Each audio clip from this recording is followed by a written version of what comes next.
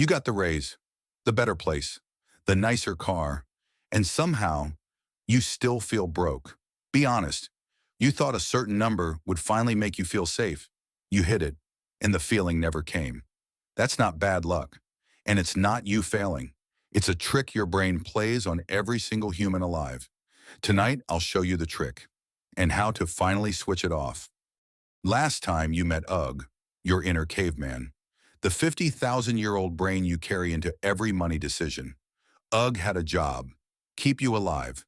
And to do that, he had one golden rule: never feel satisfied for long, because the caveman who relaxed and thought this is enough got replaced by the one who always wanted a little more. More food, more safety, more status. So your brain was built with no finish line, on purpose. And that's exactly why the feeling of being broke follows you up every income bracket you climb. Here's the first part of the trick. Scientists call it the hedonic treadmill. It works like this. Something good happens.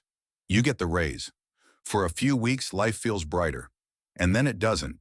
The new salary becomes the normal salary. The new car becomes just the car. You adapt, fast, to almost everything. There's a famous study on this. Researchers looked at people who won the lottery and people who'd been in accidents that changed their lives forever. Within about a year, both groups had drifted back close to how happy they were before. The win wore off, the loss wore off, the treadmill pulled them both back to the middle. So when you imagine that future version of you, richer, finally relaxed, you're imagining a person who doesn't exist. Because the moment you get there, your brain moves the line. You're not chasing money. You're running on a treadmill that speeds up every time you do. Now the second part, and this one is sneaky. Your brain cannot measure money in absolute terms. It has no idea what enough is. So it does the only thing it can. It measures money against a reference point, a baseline. And the baseline is always moving. Last year's income becomes this year's barely getting by. The apartment you dreamed of becomes the apartment you want to upgrade. Picture a ruler that quietly stretches every time you grow. So no matter how much more you measure, the number always looks small. That's why a person earning 3 times what you earn can lie awake feeling exactly as broke as you do tonight. They're not lying. Their ruler just moved with them. You don't have a money problem. You have a measuring problem. And here's where Ugg really twists the knife. Your brain doesn't just compare you to your past. It compares you to everyone around you. Remember, for the caveman, rank was survival. So your brain is always scanning. Who has more? Where do I sit in the group? But here's what's different now. Ugg evolved in a tribe of maybe 150 people. You scroll past 150 winners before breakfast. Every feed is a highlight reel of people one rung above you. The vacations, the kitchens, the cars. And your ancient brain treats every single one as a rival who's beating you. You were never meant to compare yourself to the entire planet. But that's the game now. And it's rigged so you always feel behind. The richer your feed looks, the broker you feel, no matter what's in your account. So here's the part nobody tells you. Feeling broke is not a number, it's a setting. It's the gap between where you are and where your brain has quietly moved the line. And your brain will keep moving that line forever, for free, without asking you.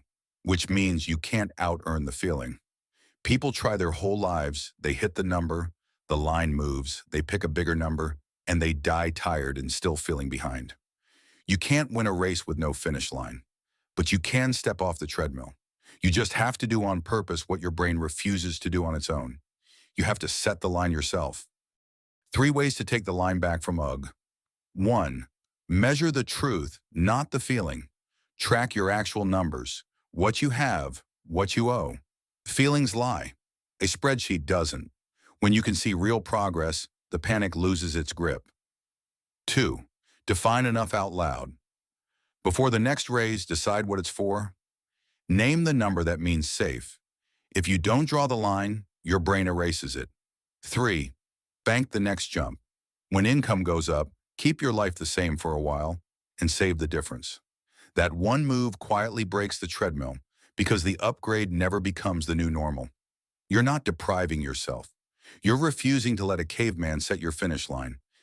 You are probably richer than you feel right now, Not because of what's in your account, but because the feeling was never measuring your account in the first place.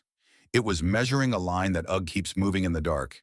See the line, set it yourself, and the broke feeling starts to lose its power.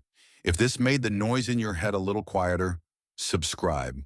Because next time, I'm going to show you why the people who look the richest are often the most broke, and why the truly wealthy work hard to look like they have nothing. Your wiring made you. It doesn't have to keep you. I'll see you in the next one.